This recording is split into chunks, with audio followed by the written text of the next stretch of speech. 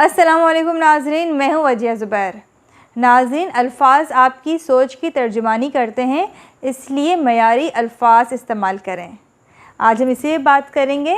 मेरे पास अक्सर ख़वातीन का फ़ोन आता है, वो अपने प्रॉब्लम्स डिस्कस करती हैं मुझसे। कुछ ख़वातीन ऐसी भी होती हैं जो अपने ससुराल वालों के मामलात डिस्कस करते हुए और ख़ास तौर पे सास ससुर की बात करते हुए इंतहाई नेगेटिव और गलत अल्फाज इस्तेमाल करती हैं।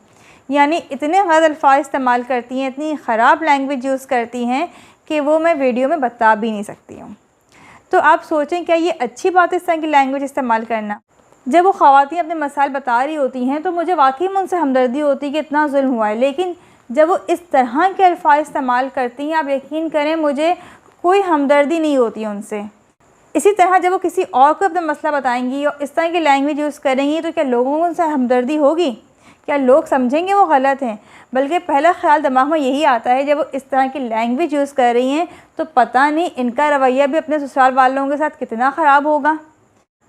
अच्छा, ऐसे में लोग कहते हैं कि हम पे जुल्म इतना हुआ है, तो क्या हम इस तरह की बात भी नहीं कर सकते हैं? क्या हम इस तरह के अल्फाज भी इस्तेमाल नहीं कर सकते हैं?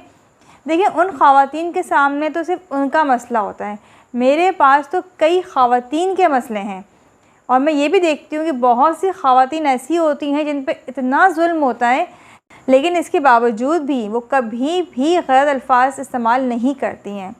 मैं ऐसी बहुत सारी ख़वातीन को जानती हूँ जिन पे बहुत ज़्यादा जुल्म हुए होते हैं, ससुराल वालों ने इंतहा कर दी होती है, आखिर में तलाक भी हो जाती है उनकी, लेकिन उसके बावजूद वो तमीज़ और तहज़ीब का दामन नहीं छोड़ती हैं।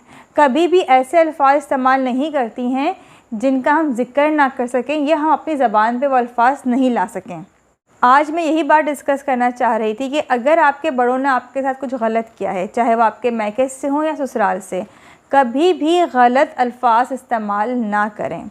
गलत अल्फाज इस्तेमाल करने का उन पर तो कोई असर नहीं होगा, उनको तो कोई नुकसान नहीं पहुँचेगा, लेकिन आपकी तरबियत पर हर्फ आएगा, आपकी शख्सियत बुरी तरह तबाह हो जाएगी और फिर यही कुछ आपके बच्चे भी सीखेंगे।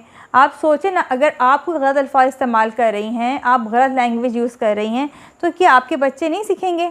बच्चे वही सीखते हैं जो सुनते हैं। और फिर उन्हीं ख़वातीन का बाद में फ़ोन आता है कि बच्चे जो हैं वो बहुत गलत लैंग्वेज यूज़ कर रहे हैं, गलत अल्फाज इस्तेमाल कर रहे हैं, अब मैं क्या करूँ? तो सोचिए, आपने जो गलत अल्फाज इस्तेमाल किए हैं उसका असर सिर्फ़ और सिर्फ आपको हो रहा है, उसका नुकसान सिर्फ़ और सिर्फ आपकी ज़ात को हो रहा है। हमने ऐसी भी लड़कियों को देखा है जो शादी से पहले बहुत प्यारी होती हैं, पोलाइट होती हैं, शर्मीली सी होती हैं, बहुत पॉजिटिव होती हैं, लेकिन शादी के बाद उनके अंदर ये कोई खूबी नज़र नहीं आती है।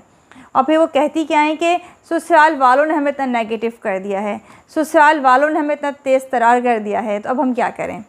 देखें, एक बात याद रखें, किसी को भी इतनी इजाज़त ना दें कि वो आपकी खूबियाँ आपसे छीन ले। बेशक आपकी ज़िंदगी में बहुत कड़ा वक्त भी आया होगा, बहुत से मसले मसाइल आए होंगे, आप बहुत परेशान होंगी, लेकिन अपने अल्फाज को, अपनी लैंग्वेज को, अपनी शख्सियत को कभी भी ख़राब ना करें, क्योंकि आपकी शख्सियत ही आपकी पहचान है। आपकी शख्सियत बताती है कि आपकी तरबियत कैसे हुई है, और आपकी शख्सियत ही बताती है कि आप अपने बच्चों की तरबियत किस तरह से कर रही हैं। इसलिए मुनासिब और बेहतरीन अल्फाज का चुनाव करें और हमेशा अच्छे अल्फाज इस्तेमाल करें। बहुत बहुत शुक्रिया। अल्लाह हाफ़िज़।